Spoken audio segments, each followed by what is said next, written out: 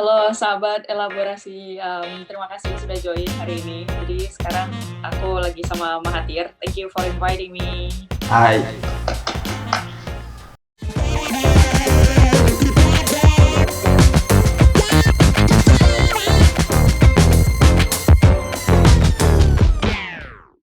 Nah, next ini. Jadi karena kita udah bahasin ini sebenarnya udah ngejawab juga nih untuk pertanyaan selanjutnya kayak perbedaan antara jalur reguler dan jalur afirmasi. Jadi kita alih-alihin aja teman-teman karena tadi udah terjawab juga apa jadi perbedaan. Jadi pastinya punya perbedaan ya. Tinggal nanti teman-teman bisa cek lagi di website karena kata Raffi tadi yang sudah disampaikan setiap tahunnya pasti regulasinya pasti berbeda. Tinggal kebijakan dari LPDP seperti apa. Otomatis kan persyaratan mungkin bisa jadi berubah kan. Nah, tinggal teman-teman harus informasi dan dilihat lagi di websitenya terkait informasi terupdate-nya seperti apa. Oke, langsung kita lanjutin aja nih. Nah, mungkin ini yang menjadi pertanyaan. Tadi sempat juga disinggung sama Raffi terkait misalnya tadi daftarnya belum ada LOA, tapi sebelum mendekati hari wawancara ternyata LOA-nya udah keluar. Nah, sebenarnya apa sih keuntungan ketika kita punya LOA itu, Vi? Biar sahabat-sahabat elaborasi juga memahami kayak gitu. Sebenarnya karena aku juga nggak bisa, aku nggak bisa ya kayak declare kayak kalau misalnya kamu lakukan A, kamu pasti lulus LPDP gitu, nggak bisa. Karena aku juga pertama aku bukan panitia seleksi ya.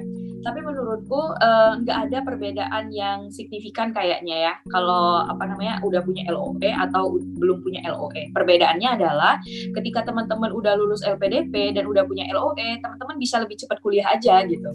Kayak ya udah belum nggak usah harus memikirkan kayak aku belum daftar kampus nih, terus daftar kampus kan juga butuh waktu ya, butuh proses gitu. Nah jadi teman-teman yang udah daftar udah punya LOE pada saat mendaftar ya teman-teman udah pasti kan kayak kayaknya udah tanggal segini udah bisa diurus dan udah bisa mulai kuliah tanggal segini juga gitu. Nah jadi itu sih enaknya kalau misalnya udah punya LOE gitu. Oke, berarti nggak perlu ribet ngurusin mencari kampus dan lain. Jadi nanti kalau udah dapet beasiswa tuh udah semangat banget dan udah pengen langsung cepetan keluar dan kuliah ya kayaknya sih. Iya, benar-benar bisa kayak gitu sih. Soalnya juga kalau LPDP, kalau misalnya teman-teman pakai skema yang daftar LPDP dulu baru daftar kampus, nah itu kalau nggak salah LPDP ngasih waktu 1 sampai 1,5 tahun untuk daftar kampusnya. Nah, iya tadi sebenarnya itu aku mau tanya itu sih, tapi udah dijawab. Udah klub ini. Oke. Nah, itu teman-teman yang kalau misalnya teman-teman bingung atau ada simpang siur informasi terkait kalau misalnya dapat LOE, wawancaranya lebih jago, wawancaranya nanti pas proses wawancara lebih menguntungkan. I think mungkin bisa jadi informasi itu. Tapi balik lagi tadi yang sampaikan Raffi, tinggal teman-teman pilih skemanya apa dan itu lebih memudahkan nanti kalau seandainya teman-teman sudah dinyatakan lulus ya kan. Jadi nggak perlu lagi tuh nyari-nyari kampus kan, langsung aja tuh langsung cus buat visa, buat paspor, langsung terbang lah kalian. Oke, nah yang selanjutnya mungkin ini sih ya sering banget aku pernah baca salah satu artikel, ya bukan artikel ini tapi berita itu ada salah satu penerima beasiswa. Dia itu pengen banget karena kan kita milih kampus kan berdasarkan jurusan kita. Kayak misalnya aku pendidikan. Jadi dulu tuh sering banget ada expo kampus, terutama di Unsri, di kampusnya Raffi dulu. Walaupun saya bukan anak Unsri tapi harus haus ilmu nih, harus haus informasi. Betul. Nah, pas datang ke expo saya tuh nanya, "Mas Mas lah ya anggaplah. Kayak orang Jawa aja kita panggil Mas, walaupun bule. Mas, kalau seandainya pendidikan di luar negeri itu nggak spesifik, misalnya kayak di Indo kan ada pendidikan biologi, ada pendidikan kimia. Kalau di luar negeri itu nggak spesifik seperti itu. Kalau pendidikan ya pendidikan, kalau kimia ya kimia. Jadi kayak jatuhnya murni lah kayak gitu. Akhirnya saya lihat kalau seandainya kampus yang tadi ada kayak pendidikan, misalnya pendidikan biologi. Nah, jadi kan kita memilih kampus itu kan berdasarkan jurusan kita, bukan berdasarkan beasiswa kita, walaupun kita memang butuh beasiswa. Nah, kalau seandainya kita milih di kampus, tapi di kampus itu nggak ada atau list kampusnya yang kita pilih itu nggak ada di listnya beasiswa LPDP, itu gimana Vi caranya? Bisa nggak masih tetap dapat beasiswa LPDP? Kalau di tahun aku itu kita memang diminta buat pilih 3 kampus pada saat kita enggak sih. kita punya tiga opsi ketika kita daftar LPDP. Ya, bisa misalnya jurusan A di kampus A gitu, atau jurusan B di kampus A juga bisa gitu, atau misalnya kampusnya beda atau negaranya beda juga oke gitu. Yang penting tiga opsi gitu. Nah, tapi itu kan by system ya, kayak apa ya? Kayak kita daftarnya online dan semuanya tuh ya udah udah tersedia di komputer aja. Kalau misalnya jurusan kita pilih skema kita apa, jalurnya apa, misalnya kita jalur reguler gitu. Nah, itu kan ada listnya juga buat jalur reguler tuh kampus yang diperbolehkan tuh apa, jurusannya apa gitu. Nah, kalau misalnya kita pilih yang nggak ada di list, otomatis nggak bakalan ada opsinya gitu. Itu sih. Nah, iya, tapi menurutku apa sih namanya tuh LPDP mungkin punya pertimbangan masing-masing ya, punya pertimbangan sendiri-sendiri gitu. Kenapa akhirnya kayak membiarkan mahasiswa Indonesia kayak di kampus A tuh cuman boleh jurusan ini gitu. Nah, mungkin bisa jadi itu memang udah disurvei sama LPDP dan mereka mikirnya itu kebutuhan Indonesia gitu mungkin ya. Terus juga kayak ini apa namanya, dan kualitasnya juga oke gitu dan worth it gitu dengan kayak kita negara bayarin gitu. Menurut aku gitu sih. Jadi mungkin untuk teman-teman yang pengen kayak apa ya, punya banyak opsi gitu. Jadi jangan kayak cuman cari di satu kampus aja dengan jurusan itu gitu, tapi bisa coba cari varian lain gitu. Maksudnya kayak cari di universitas lain di negara yang sama, atau bisa cari universitas lain di negara yang beda gitu. Karena bisa jadi kampus A di negara A dia menyediakan jurusan yang general gitu. Tapi di kampus B di negara B gitu bisa jadi dia spesifik banget gitu dengan kebutuhannya teman-teman gitu. Jadi menurutku lebih banyakin risetnya aja gitu dan lihat probabilitas kampus yang ada di list LPDP juga gitu. Kalau aku kemarin karena di LPDP juga ya setiap jurusan punya kampus tujuannya, listnya gitu ya. Nah, aku tuh nyari kampus karena aku udah tahu Australia gitu ya. Terus aku ya udah cari aja yang ada di listnya LPDP gitu. Kayak gitu sih. Jadi langsung aja. Terus habis itu ya bisa dikerucutkan kan lebih spesifik. Kampus di Australia jurusan LPDP yang diperbolehkan jurusanku tuh kampus A, B, C, dan D misalnya. Nah, aku bisa mulai bikin tabel tentang perbandingan kampus. Kayak misalnya kampus A, bagusnya di mana, kampus B unggulnya di mana atau kurangnya di mana gitu. Nah, jadi bisa bikin tabel gitu. Jadi kita bisa punya kayak pandangan yang lebih luas gitu terhadap opsi yang kita punya. Ya, jadi benar-benar kayak harus kita ngeriset lagi nih jadi teman-teman ya. Jadi nggak harus teman-teman kuliah di luar, kuliah di Indo juga sebenarnya nanti seperti itu juga. Kayak kita harus tahu kampus kita tuh apa. Karena kalau udah S2 itu kan bayangannya adalah atau tujuannya adalah kita lebih mendalam ilmu kita kayak gitu kan. Jadi diusahakan ambillah yang linear dan memang kampus yang kita pilih itu memang kampus yang punya track record bagus sehingga kita ikut juga bagus kayak gitu. Nah, itu yang mungkin terkait itu ya teman-teman yang kampus kita tuju yang di listnya. Nah, dan pilih juga dan juga benar kata Raffi tadi, kita harus punya banyak opsi. Jadi teman-teman harus punya banyak opsi terkait jurusan teman-teman yang teman-teman bidangi dan kampus itu memiliki fokus atau dari keilmuannya teman-teman. Jadi harus banyak opsi. Jadi nggak boleh cuma 1 atau 2. Kalau bisa ya 3 atau 4 sehingga nanti kalau seandainya ada salah satu yang nggak bisa dipilih kan kita punya opsi yang lain. Nah, kalau untuk yang selanjutnya nih, nah ini yang sering banget nih, yang gue agak rada-rada bingung sih, Vi, antara rencana studi dan proposal studi. Apa sih bedanya itu? Kalau ya di tahun aku itu ada 2 kan, proposal studi dan rencana studi, esai yang diminta. Kalau ini sepemahaman aku aja ya, kalau misalnya teman-teman punya overview yang lain atau perspektif yang lain juga oke banget gitu dalam memahami permintaan LPDP ini. Tapi esai yang aku buat tuh kurang lebih kayak gini sih. Jadi kalau proposal studi itu lebih menjelaskan alasan kenapa sih kamu mau S2 gitu. Terus alasan kenapa kamu pilih jurusan itu, kenapa negara itu gitu, dan juga dari yang kamu jurusan, terus kemudian ilmu yang kamu punya setelah kamu kuliah, kamu mau kontribusi apa buat Indonesia gitu. Apakah itu linear dengan fokus pembangunan di Indonesia gitu. Nah, jadi di situ juga kamu bisa nge-highlight permasalahan yang ingin kamu selesaikan dengan yang ingin kamu masuk di situ sebagai salah satu orang yang bisa berkontribusi gitu ke depannya untuk menyelesaikan masalah itu gitu. Nah, itu juga kamu bisa masukin data di situ, kamu bisa masukin fakta-fakta misalnya tentang permasalahan itu. Terus juga kamu bisa nge-highlight solusi, dan juga kamu bisa oh iya dari solusi itu apa yang bisa kamu lakukan gitu. Jadi linear gitu dengan kebutuhan Indonesia. Itu proposal studi ya. Kalau rencana studi itu lebih ke arah kamu tuh selama studi, selama kamu kuliah, kamu tuh mau ngapain gitu. Misalnya kamu mau pilih mata kuliah A, B, C dan D gitu ya.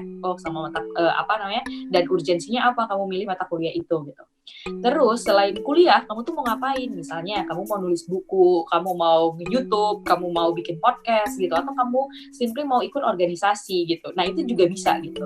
Jadi beda ya antara proposal studi kayak lebih lebih big gitu ya, lebih luas.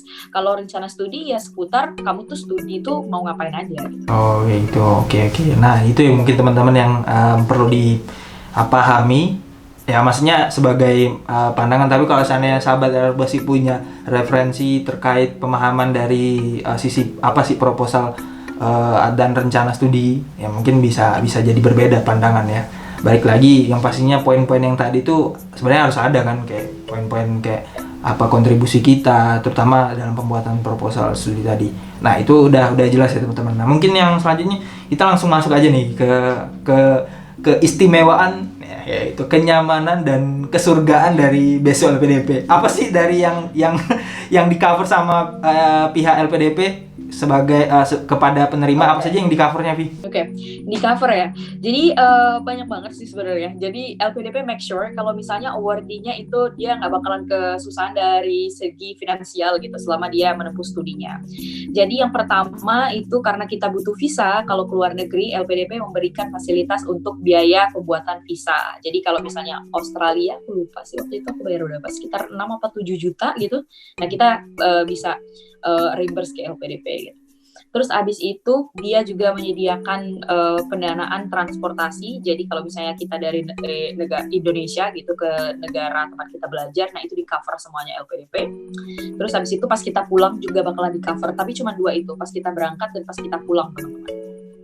Terus abis itu LPDP bakalan ngasih kita namanya settlement allowance, jadi kayak uang untuk kita settle gitu ya, kayak itu dan bisa kita request sebelum kita berangkat. Jadi misalnya teman-teman butuh uang untuk beli koper gitu, atau misalnya mau bayar akomodasi duluan, atau misalnya teman-teman butuh untuk kayak beli baju coat winter gitu, nah itu bisa dananya dari sana gitu. Terus nanti kalau misalnya teman-teman udah datang, nah itu bisa minta setengah lagi settlement allowance-nya. Jadi mungkin misalnya teman-teman mau groceries, atau teman-teman mau daftar apa di kampus gitu, atau misalnya apply apa gitu. Nah itu bisa pakai uang itu. Terus setiap bulannya teman-teman bakalan dapat namanya monthly allowance, kayak living allowance gitu. Jadi setiap bulan tapi dibayarnya per 3 bulan teman-teman. Jadi kayak langsung banyak banget gitu dapat uangnya, tapi jangan hilaf karena itu buat 3 bulan. Selama 3 bulan, nanti 3 bulan berikutnya baru dibayarin lagi sama LPDP gitu. Nah itu, jadi teman-teman juga secara pribadi aku juga sebagai awardee belajar untuk manage keuangan juga gitu, belajar itu juga gitu. Karena di sini juga kita kayak harus pinter-pinter yang ngelola uangnya gitu. Karena ya mahasiswa ya namanya, terus dibayarin negara, nggak mungkin bisa hidup mewah-mewah sih. Nggak bisa hedon gitu sih.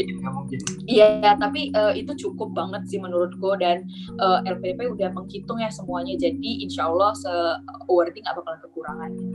Terus juga selain dana itu, teman-teman yang kuliahnya di luar dengan biaya pendanaan dari LPDP nggak perlu khawatir tentang biaya kuliah, karena mereka akan 100% bayarin biaya kuliahnya berapapun itu gitu. Jadi kayak misalnya 100 atau 200 juta gitu misalnya, dan itu at cost ya, dibayarin LPDP sesuai nominal yang diminta sama kampus, sesuai biaya kuliah kalian.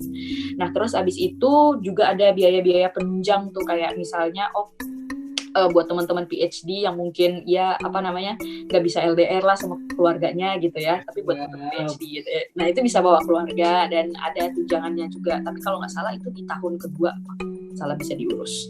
Terus abis itu juga kalau misalnya teman-teman yang riset, nah itu teman-teman bisa minta dana riset ke LPDP gitu. Kalau misalnya teman-teman butuh alat apa gitu, itu bisa ngajuin ke LPDP. Terus juga ada bantuan untuk teman-teman yang mau apa namanya ikut lomba internasional atau kayak konferensi seminar internasional kayak gitu juga bisa dibiayain sama LPDP gitu. Terus habis itu buat teman-teman yang ngelakuin penelitian misalnya, terus butuh kayak dana, penelitiannya itu cuma bisa dilakukan di negara X gitu misalnya, karena subjek penelitiannya di sana gitu. Nah teman-teman bisa minta juga kayak ini butuh dana untuk transportasi gitu misalnya, nah itu bisa juga. Nah gitu sih. Terus juga kalau misalnya teman-teman publish di jurnal yang udah ringkis 1, Q2, Q3 gitu, nah itu juga ada reward dari LPDP gitu. Itu sih, dan pendanaannya gitu. Jadi menurut aku itu worth it banget, dan kayak mahasiswa itu rasanya secure gitu, aman aja, kayak nggak usah mikirin yang ini, yang penting kuliah gitu. Oke, berarti tinggal belajar, tinggal kasih yang terbaik karena kita dibiayain tadi kan. Jadi itu. Oke. Nah, mungkin itulah teman-teman obrolan kita seputar beasiswa LPDP. Ya, itulah pertanyaan yang mungkin dari saya pilih. Yang saya pilih itu adalah pertanyaan-pertanyaan yang menjadi poin yang sering kita bingung kayak gitu ketika kita jadi ketika mau daftar beasiswa LPDP.